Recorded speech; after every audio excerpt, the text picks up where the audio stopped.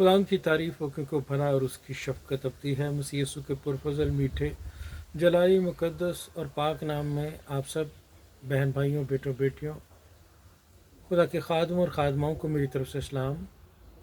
प्यारे अज़ीज़ों, आज सुबह जब कलाम मैं पढ़ रहा था तो बहुत मशहूर जो मत्ती की इंजील के 7वें बाब की 7वीं आयत है, जहाँ लिखा है कि मांगो तो तुम्हें दिया जाएगा, ढूंढो तो पाओगे और दरवाज़ा खटखटाओ तो तुम्हारे वास्ते खोला जाएगा।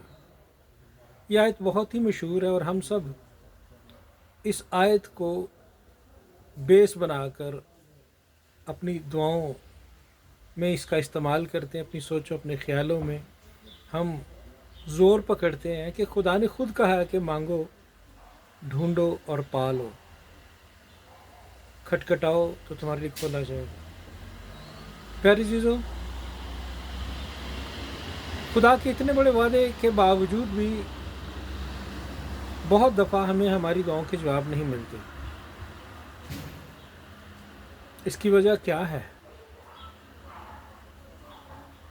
क्या हमारा मांगने का, सोचने का, समझने का तरीका गलत है? नहीं प्यारे, हमारी ईमान की बुनियाद क्या है? क्योंकि कलाम खुदा जो है वो हमें ये सिखाता है कि ईमान से मांगो तो तुम्हें मिल जाएगा। और हमारी ईमान की बुनियाद क्या है? हमारी ईमान की बुनियाद हमारा मुनज्जी खुदावंद यीशु मसीह है, जिसने हमारा रिश्ता बाप के साथ नए तौर से बना दिया है।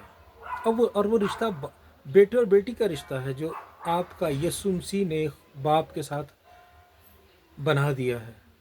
उस रिश्ते पर जब आप बेस करके, बुनियाद बनाकर, जब उस रिश्ते पर बेस करके बुनियाद बनाकर आप खड़े होते हैं और खुदा की हुजूरी में जाते हैं, तो फिर आप अपने आप को एक मांगने वाले के तौर पर नहीं खुदा के सामने पेश करते, जिसका कोई रिश्ता नहीं है खुदा के साथ। जो जैसे कोई गरीब शख्स किसी अमीर के दर पर आ जाए और उससे मांगे और वो उस पर तरस खाकर उसे दे।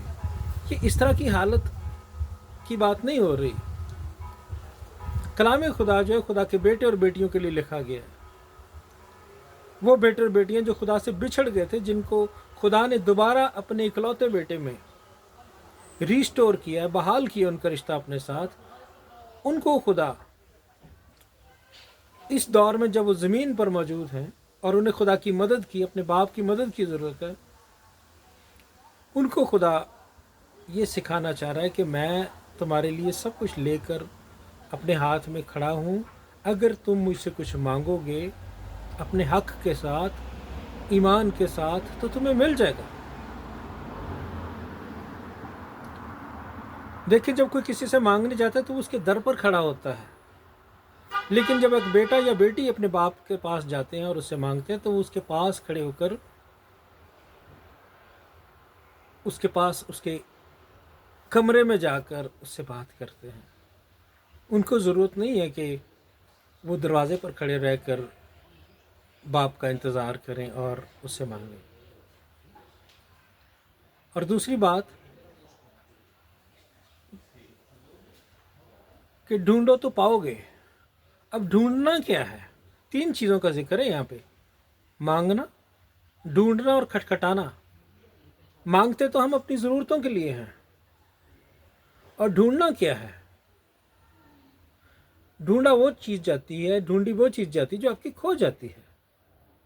याद रखें कि बाग़े अदन में जब खुदा ने आदम को रखा था तो वो उसका बेटा था। उसके साथ उसने अपना एक रिश्ता कायम किया था। आदम को उसने अपने ख़ानदान का हिस्सा होने के लिए तख्लीक किया था। जो रिश्ता आदम के गलती और गुनाह की वजह से ख़राब हो गया, मगर यीशु मसीह में वो रिश्ता दोबारा रिस्टोर हो गया। और खुदा चाहता है कि आप का जो कुछ खो गया था आप उसको ढूंढें।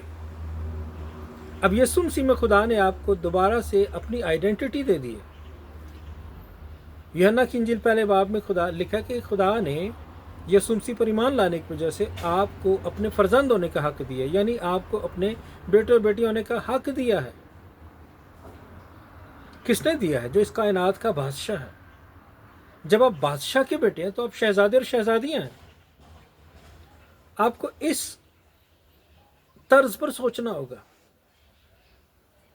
اپنے آپ کو بھیکاری، کمتر، کمزور اور خدا سے دور نہیں سمجھنے والے کے طور پر لے کر جانا اور خدا کے سامنے پیش کرنا ہے۔ جب تک ہماری سوچ اور خیال ٹھیک نہیں ہو جاتے تو ہمیں دقت رہے گی اپنی دعاؤں کا جواب پانے میں، کیونکہ جب آپ اپنے باپ سے کئی دفعہ کچھ کہتے ہیں تو باپ کہتا ہے ٹھیک ہے آج نہیں، میں کل تمہیں دوں گا۔ اس میں باپ کی کچھ مصلحت بھی ہو سکتی ہے، اور اگر خدا باپ کا باپ آپ کو کل کوئی کسی چیز کو دینا چاہتا ہے تو آپ کو کل تک انتظار کرنا پڑے گا۔ اسی لیے یسوع مسیح نے بھی کہا کہ جو کچھ تم دعا میں ایمان کے ساتھ مانگتے ہو سمجھو کہ تمہیں مل گیا اور وہ تمہیں مل جائے گا۔